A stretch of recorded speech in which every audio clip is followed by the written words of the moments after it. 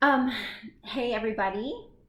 Um, this is a very crazy video in a good way, and it's about reincarnation because I found out who I was in my past life before this life, and it's really crazy. I mean, you have to listen till the end. If you believe in reincarnation, you need to watch it till the end because I'm going to show you pictures and all these other things, strange things, and so if you don't believe in reincarnation, you might as well just skip it. But and she's also a witness. She's my friend. She's a witness. So here we go. We went to Kansas this past weekend, and we went to this hotel called the Wolf Hotel in Ellenwood, something like that. And so when we get there, well, basically the only picture I took was this picture. By the time we left, everything was cool, but I was drawn to this picture of Leo, this guy named Leo, and I'll show you. Let me get it.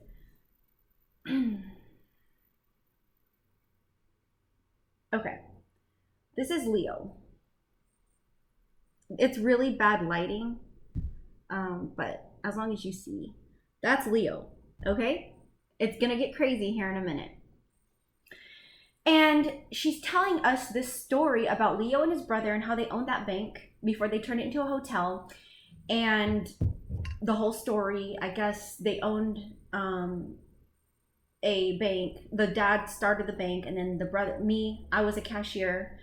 My brother, also the vice president, and the vice. I didn't know that. Yeah. And I had a brother, and I guess I'm gonna read to you this thing, but basically the whole story was crazy. And in the middle of the story, this music starts playing extremely loud. Well, I wouldn't say that loud, but it's as loud as I'm talking, like pretty loud. There was about 10 other people there as tour guests, and in the middle of her telling the story, this loud music goes off, and it's instrumental. It's like from the 1900s. It sounds like something that would come out of a toy box, and it was very happy music. It wasn't creepy at all, and everyone's like looking around like, where is this music coming from? And we were like the only ones in that section at the time.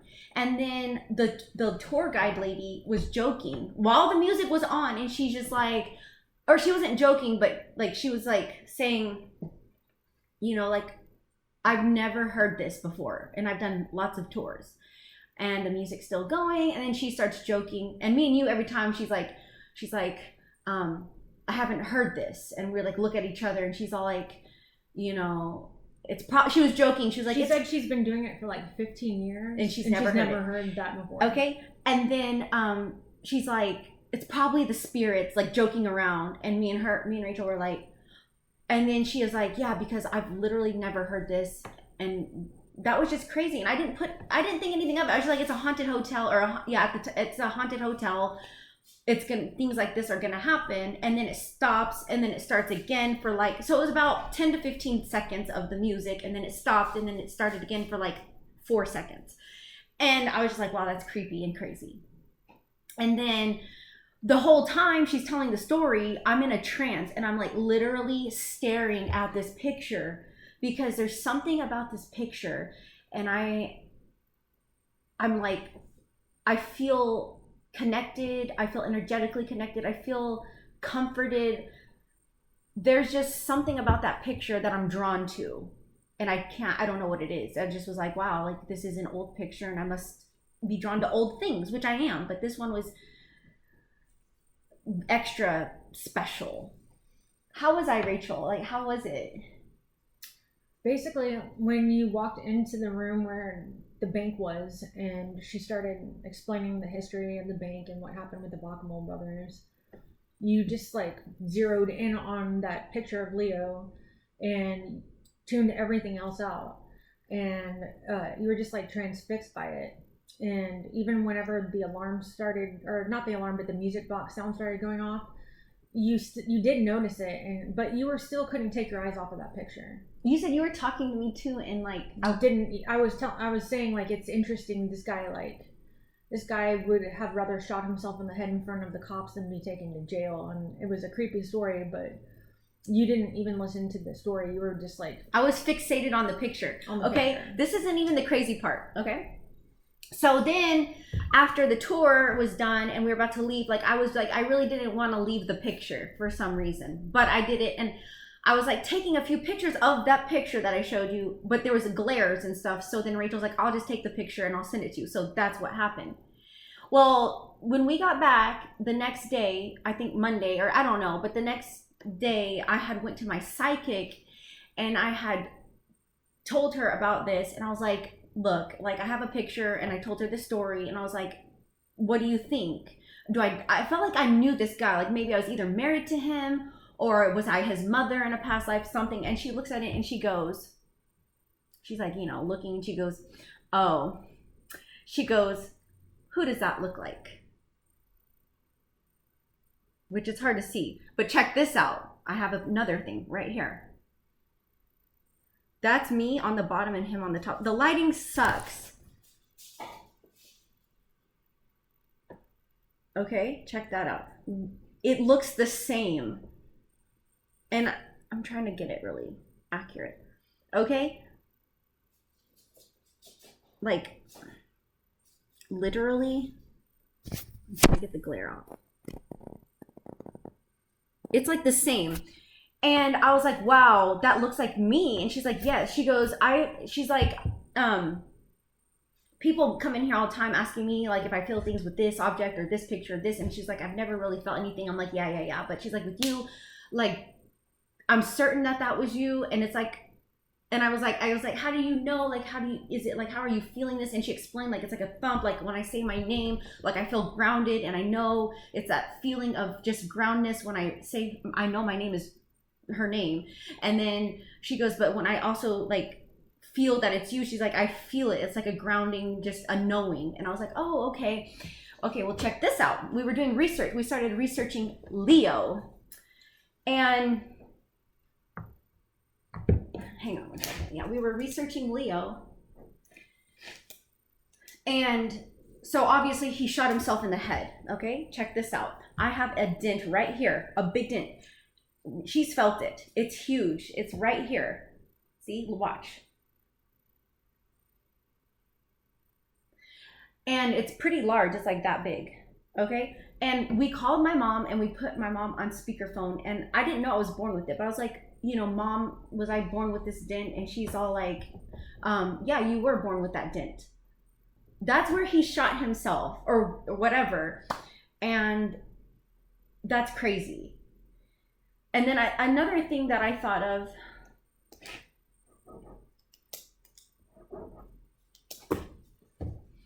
okay, so we were doing research and we came across a picture, okay? This is another reason.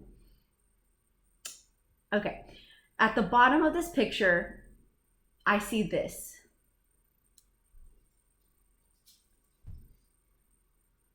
NB Sun. That's my initials. Nadia Bellarosa. My middle name is Sunshine. Okay, how is it that my initials are on the bottom, as clear as day, NB Sun? Like, to me, like, that is spirit, the universe just connecting with me, like really just being like, yes, like that's another sign. I don't believe in coincidences. I believe everything happens for a reason. I don't believe in coincidences. And another thing, so since I was like, okay, I was a good man, I had a wife, one of the prettiest wives in the town, according to the thing. Okay, I was very wealthy, but it says this. I'm going to read this to you. This is the part that I need to read. By the way, this is the grave. We're going to go to it. And I'm going to get a picture of Leo and put him in my room. And I'm going to name my future son Leo if I have another son. Okay, so check this out. This is the story of Leo. And there's more coincidental things after this too. It says, Leo Bockemohle liked to spend money. He spent so much money that he had to start stealing it from the bank he co-owned with his brother.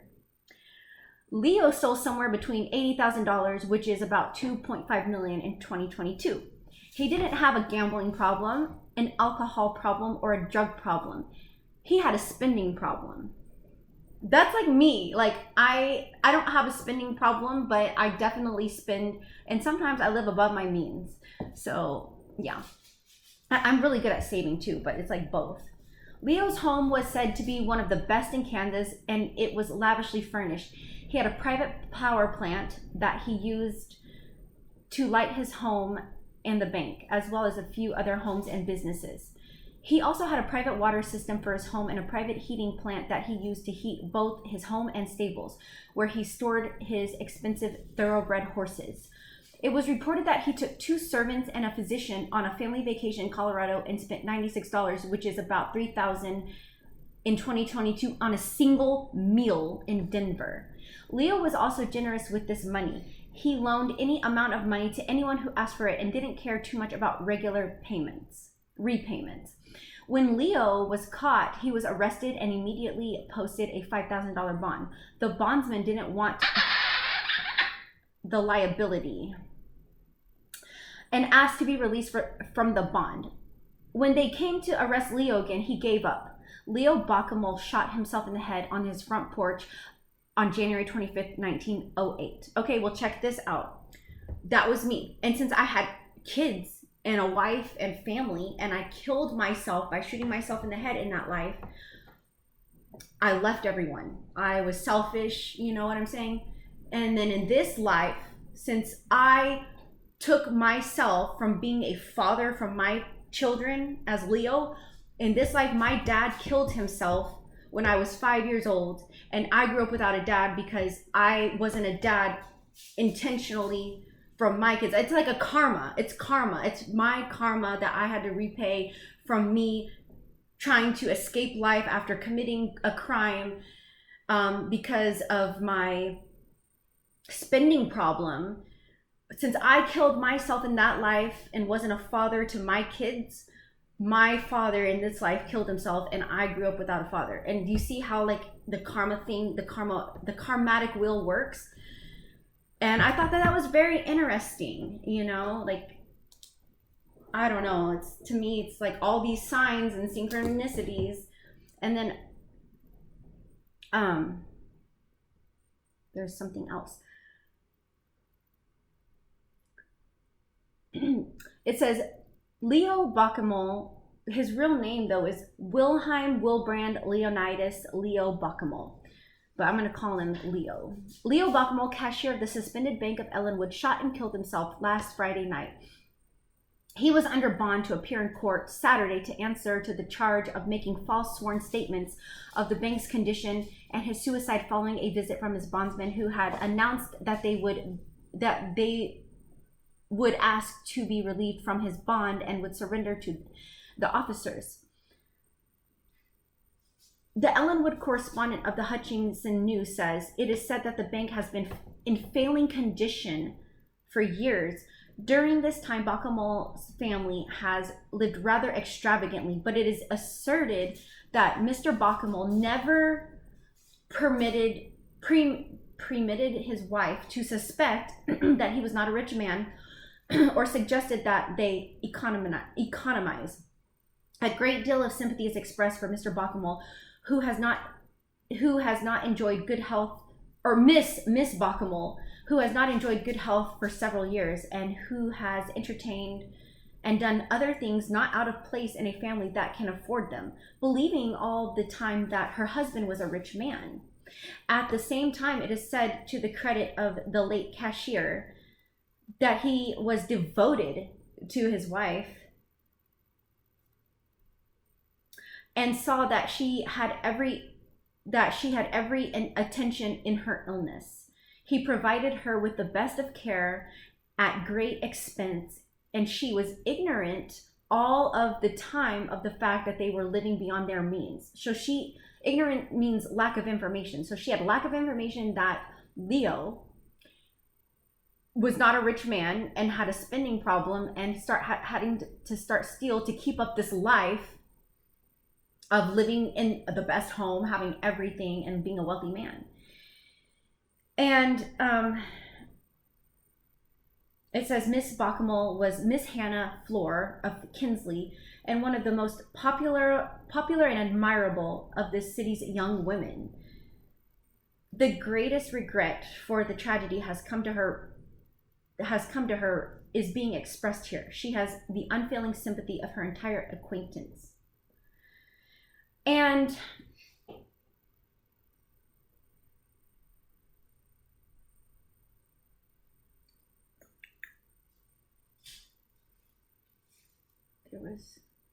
I couldn't find the one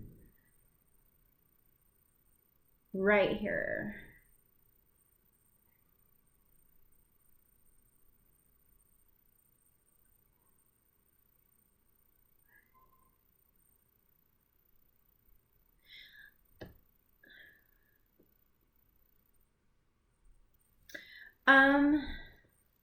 Bockemohle did not drink nor gamble, but was boastful and talked of the large amount of money he spent. And that's like me. Like, I'm a very boastful person in this life. Like, I mean, it is what it is, and I'm just saying the truth.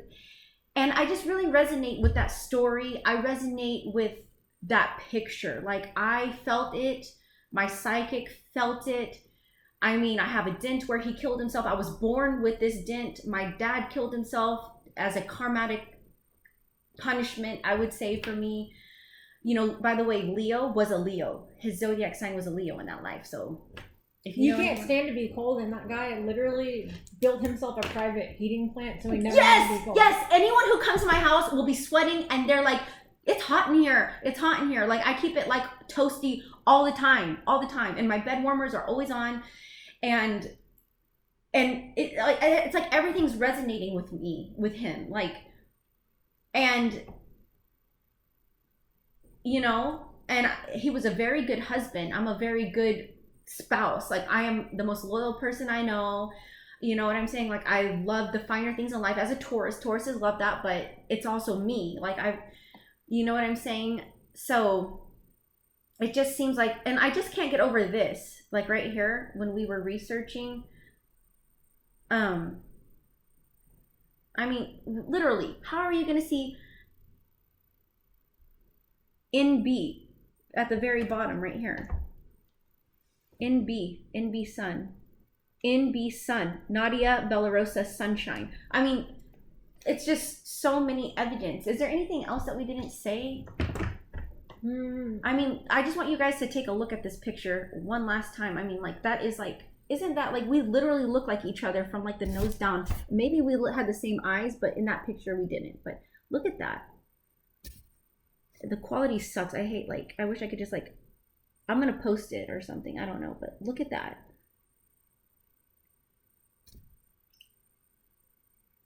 That was me, and I'm 100% certain that I am Leo Bockemohle reincarnated into Nadia Sunshine Bellarosa. I mean, I feel it, and I keep staring at that picture, and I keep resonating with it, and I have a thing with the early 1900s.